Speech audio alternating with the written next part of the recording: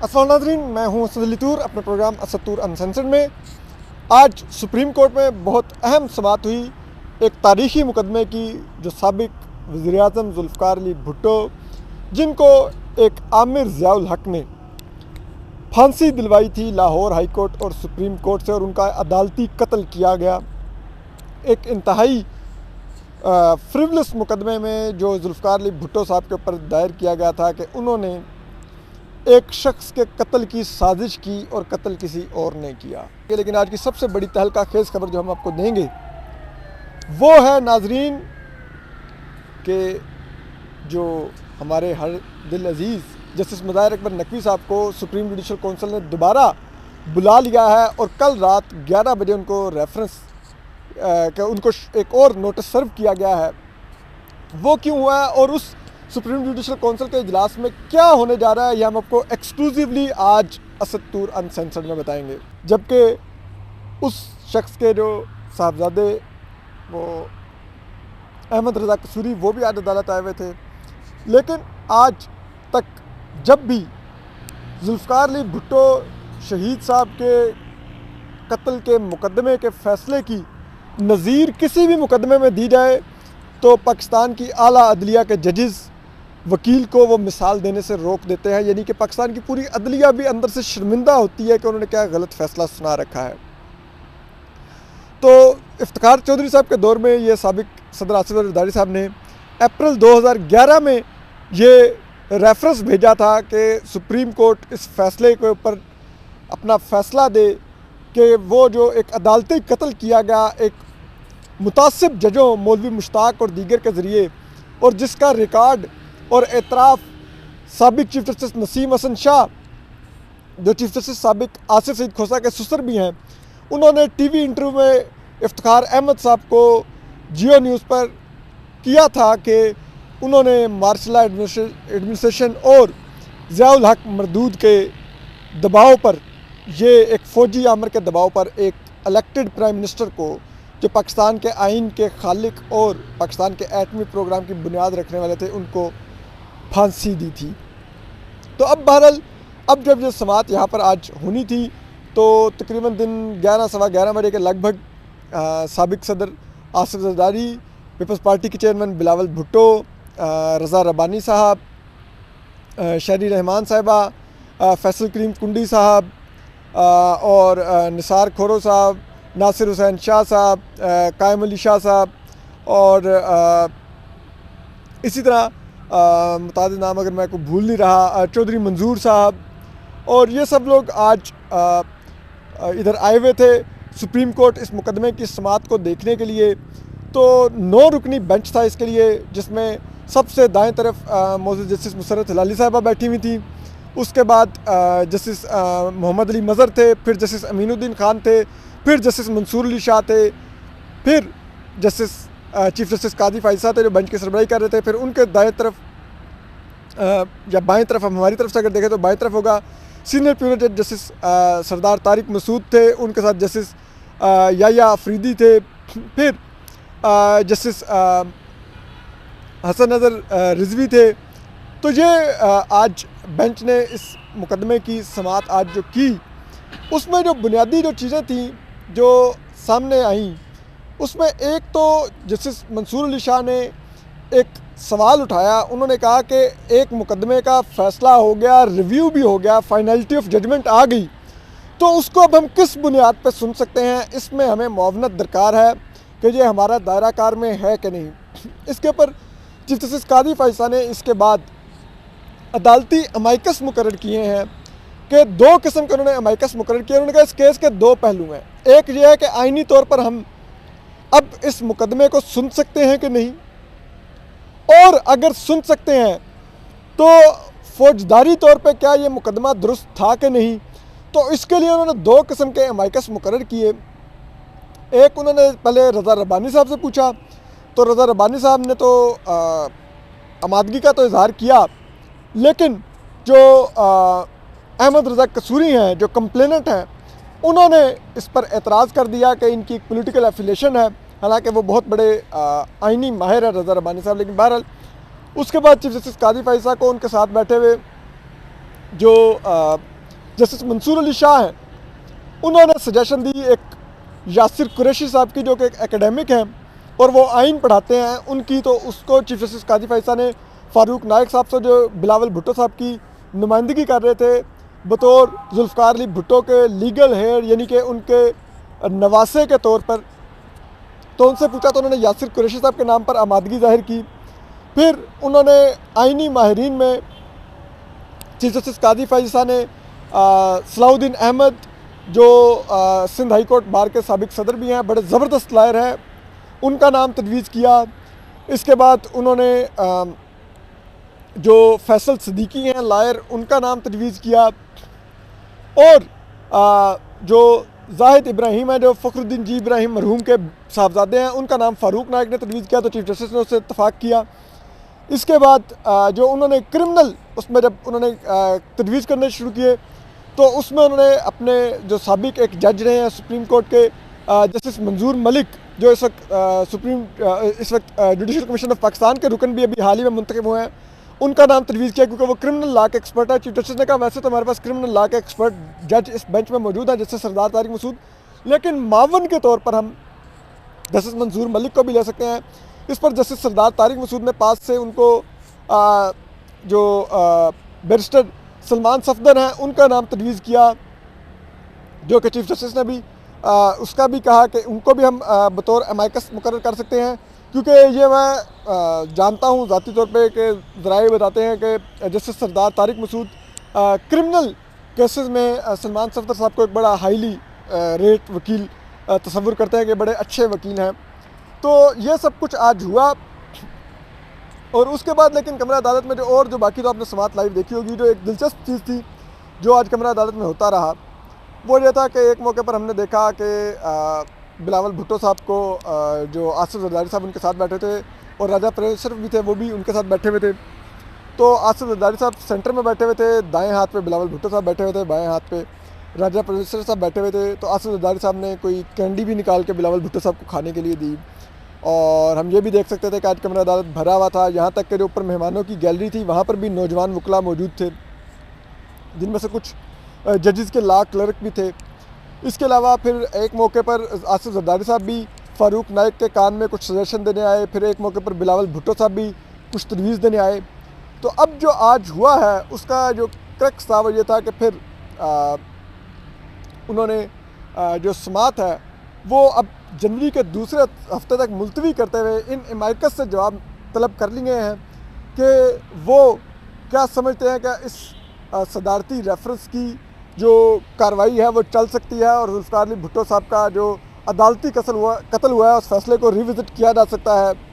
जबकि इसके अलावा उन्होंने जुल्फ़िकार अली भुट्टो साहब के जो लीगल हेड्स हैं उसमें उनके 8 ग्रैंड चिल्ड्रन हैं उनको, और जुल्फ़िकार अली भुट्टो साहब की अब वाहिद ज़िंदा जो बेटी हैं सनम भुट्टो साहिबा, जो लंदन में मौजूद हैं, उनको उन्होंने ये ऑप्शन दिया है कि वो जब भी चाहें वो इस केस में फ़रीक बन सकते हैं, अपना वकील कर सकते हैं। जबकि बिलावल भुट्टो ऑलरेडी इस केस में फ़रीक बना दिए गए हैं, और उनको भी ये मौका दिया गया है कि अगर इन केस सदर नहीं भी रेफरेंस परसू करा जाता तो वो भी इसमें दरख्वास्त देकर फ़रीक तसव्वुर होंगे, और वो उन्होंने दरख्वास्त दी भी हुई है। तो ये सब कुछ हुआ। इसके बाद बिलावल भुट्टो साहब से हमारी आज आते हुए भी एक गुफ्तगू हुई। मैंने उनसे पूछा कि वो लाडला किसको कहते हैं, जवाब आप सुन लीजिए उन्होंने किसको कहा, और उन्होंने बड़ा मानीखेज़ जवाब दिया। उन्होंने विंक किया, आंख मारी, और फिर वो आगे हम समझ सकते थे क्योंकि उनके साथ उनके वालिद आसिफ जरदारी साहब भी वॉक कर रहे थे। तो आसिफ जरदारी साहब ने गुज़िश्ता कल ही आसमा शराजी साहब को एक इंटरव्यू में कहा है कि बिलावल भुट्टो लाडला, उन्होंने नाम नहीं लिया लेकिन वो इमरान खान को कहते हैं। तो बिलावल भुट्टो साहब ने ये कंफर्म नहीं किया, बाय द वे आप सुन लीजिए। और उसके बाद बिलावल भुट्टो साहब के ज़रा ये सुन लीजिए उन्होंने क्या कहा।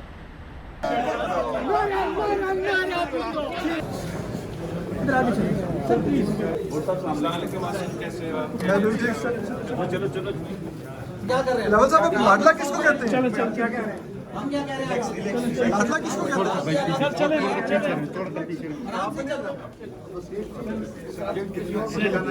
चलो थोड़ा जगह हम सीधे जाएंगे, हम सब जी आपने देखा, और अब हम आपको सुनाते हैं कि बिलावल भुट्टो साहब प्रेस एसोसिएशन के जो ऊपर सुप्रीम कोर्ट की प्रेस एसोसिएशन जो है उसके रूम में भी गए, जहाँ पे सदर तैयब बलोच साहब ने भी उनको वेलकम किया और कुछ कलमात अदा किए, और उसके बाद बिलावल भुट्टो साहब ने भी कुछ गुफ्तगू की, वो भी हम आपको एक्सक्लूसिव तौर पर सुनाते हैं।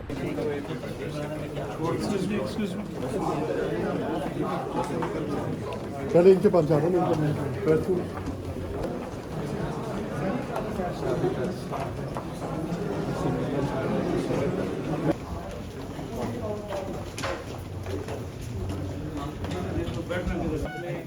आमना प्राची साहिब दोनों भी आपसे जूनियर्स ने हमारे साथ आसानी थी।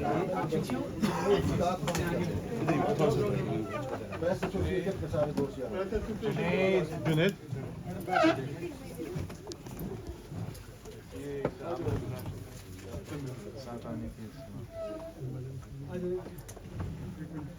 आप लोग जो लॉयर की तरफ पीछे हो जाएं ताकि प्रेस वाले लोग आगे आ जाएं।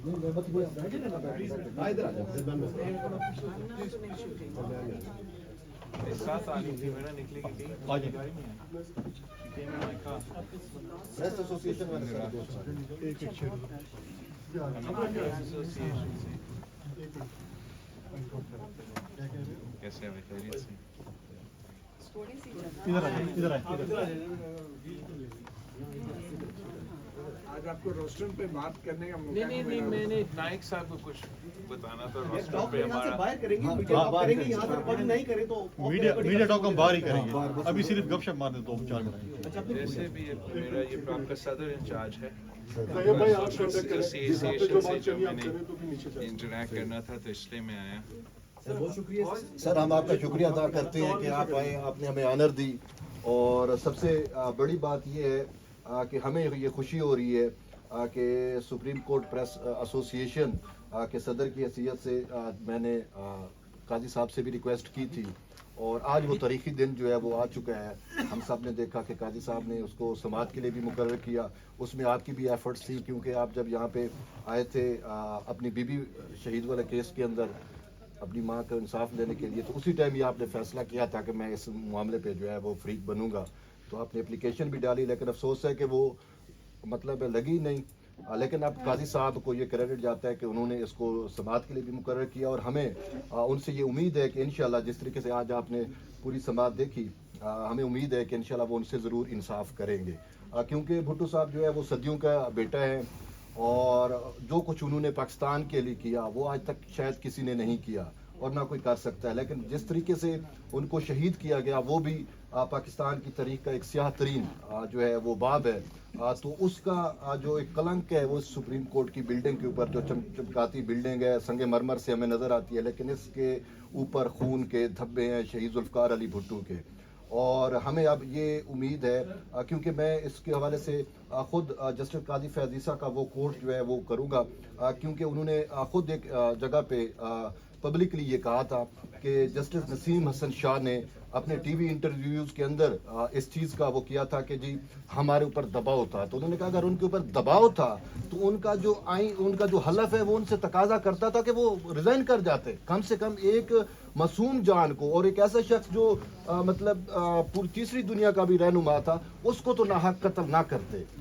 तो ये अफसोस से ये कहना पड़ रहा है कि जजेस की कनपट्टियों पे बंदूकें थीं या जो भी था, लेकिन उन्होंने अपने हलफ के साथ वफादारी नहीं की, पासदारी उसकी नहीं की, अपने जजेस के ज़ाब्ता अखलाक की भी खिलाफ वर्जी की, महज किसी के दबाव में आके या उस टाइम की जो रजीम थी उसके दबाव में आके उन्होंने जो है वो इतना बड़ा लॉस किया। ये सिर्फ लॉस पाकिस्तान का नहीं हुआ बल्कि पूरी मुस्लिम वर्ल्ड का हुआ, और इससे बढ़ के थर्ड वर्ल्ड का हुआ। आपने तो जिस तरीके से हमने देखा, आपने वजारत खारजा संभाली, तो G77 के वो ममालिक जिनके लिए आपने मुकदमा भी लड़ा मौसमियात इंसाफ का, तो ये सारे जो है वो भुट्टो शहीद को अपना लीडर समझते थे, और आपका इंटरेक्शन हुआ तो होगा उनसे तो आप बेहतर समझते हैं। तो ये वर्ल्ड वाइड सबसे बड़ा लॉस है। लेकिन अब हमें ये भी खुशी है कि जिन्होंने भुट्टो शहीद के खिलाफ पूरा एक बनाया, फंडा बनाया, वो भी अब इस दुनिया से चले गए हैं। हेनरी किसिंजर को अगर मैं कोट करूं तो हेनरी किसिंजर ने खुद कहा था कि जी हम आने वाली नस्लों को जो है वो निशान इबरत बनाएंगे। लेकिन अफसोस है कि उन्होंने ये करके भी दिखाया। सिर्फ शहीद जुल्फ़िकार अली भुट्टो नहीं, आपकी वालदा बीबी शहीद, और फिर आपके मामू, ये सारे जो हैं वो उसमें निशान इबरत, हम तो ये समझते हैं उन्होंने अपने तौर पे निशान इबरत बनाने की कोशिश की, लेकिन चूंकि हमारी इस्लाम के अंदर शरीयत में भी ये है कि जो शहीद होता है वो ज़िंदा होता है, और उन्होंने इस रियासती मकतलगाह में अपने खून का खराज दिया, लेकिन इस रियासत के ऊपर जो है वो समझौता नहीं किया। और हमें आगे भी इंशाल्लाह उम्मीद है कि न सिर्फ सुप्रीम कोर्ट उनसे इंसाफ करेगी, बल्कि आप भी जो है वो अपने नाना की, अपनी वालदा की लेगेसी को जो है वो उसी तरीके से लेके चलेंगे जो उनकी ख्वाहिशात थी इस मुल्क के लिए, इस कौम के लिए। Thank you. आपके ज़हन में कोई एक आइडिया कि नेक्स्ट टाइम कोई वज़ीर आज़म के साथ ऐसा ना हो, कोई वन पॉइंट आपके ज़हन में? आपका एक तो मैं बहुत शुक्रगुजार हूँ आपके सदर से, आपके चीफ जस्टिस से, जिसने फाइनली आखिरकार हमारा जो ये मुतालबा था इस केस को हियरिंग के लिए रखा है। मैं बाहर जाके प्रेस से बात कर रहा हूँ, लेकिन जो सवाल आपने किया तो यही मकसद है, मकसद था रेफरेंस, सदर पाकिस्तान ने रेफरेंस फाइल की, मकसद मेरा पार्टी होने का यही था कि हम ना सिर्फ चाहते हैं कि इसको दुरुस्त किया जाए, मगर हमेशा के लिए ये इस किस्म का काम जो है वो सुप्रीम कोर्ट से या हमारे अदालत से ना हो, और ये हमेशा के लिए वो दरवाज़ा बंद किया जाए। इस पे मैं मज़ीद बाहर जाके प्रेस से बात करता हूँ, मगर मैं आप सबका ख़ास तौर पे शुक्रगुजार हूँ, इसलिए जर्नलिस्ट कम्युनिटी ने मुसलसल इस बात को उठाया है,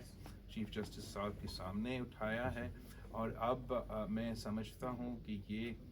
ये केस जारी है, हमारा आगे जाके एक हियरिंग होगा, और मैं आप सबका